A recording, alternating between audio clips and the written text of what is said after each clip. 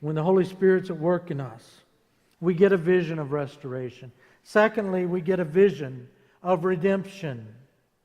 We see this illustrated in verses 4 through 10. The people couldn't be truly restored unless they were reformed and renewed in their heart and character. For these bones, they had to have new bodies. They had to have new organs, new blood.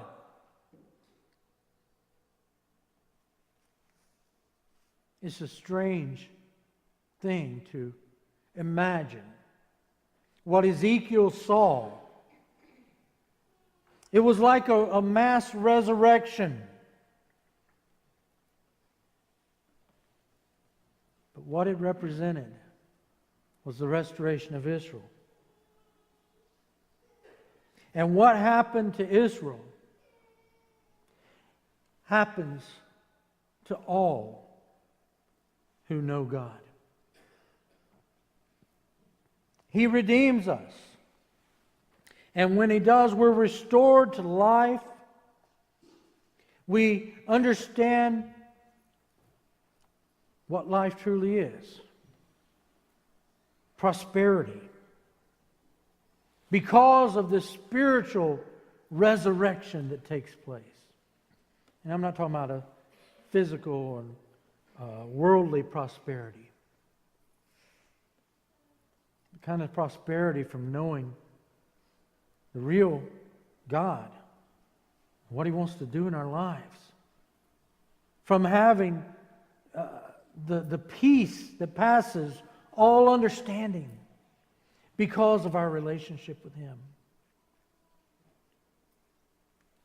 See, God gives us a vision of redemption.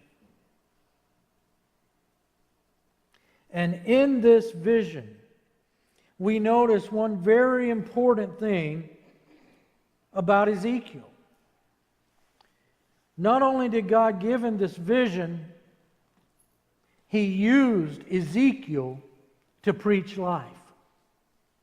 And so, God intends to use you and me. We who are yet sinners, we who are not worthy, God chooses to use, the Bible tells us, the foolish things of this world to confound the wise. In other words, He chooses to use us to make a difference in this crazy world. He uses us to preach life. The prophet was directed to prophesy over those bones. And the terms of the message were given to him. They were placed in his lips. And the results of his preaching were indicated to him. Preach to them. They'll come back to life. The key to it all, though, was that Ezekiel obeyed. He obeyed God's command. As foolish as it may have seemed to him to stand and preach over a bunch of dead bones, he obeyed God, and God did a miracle there.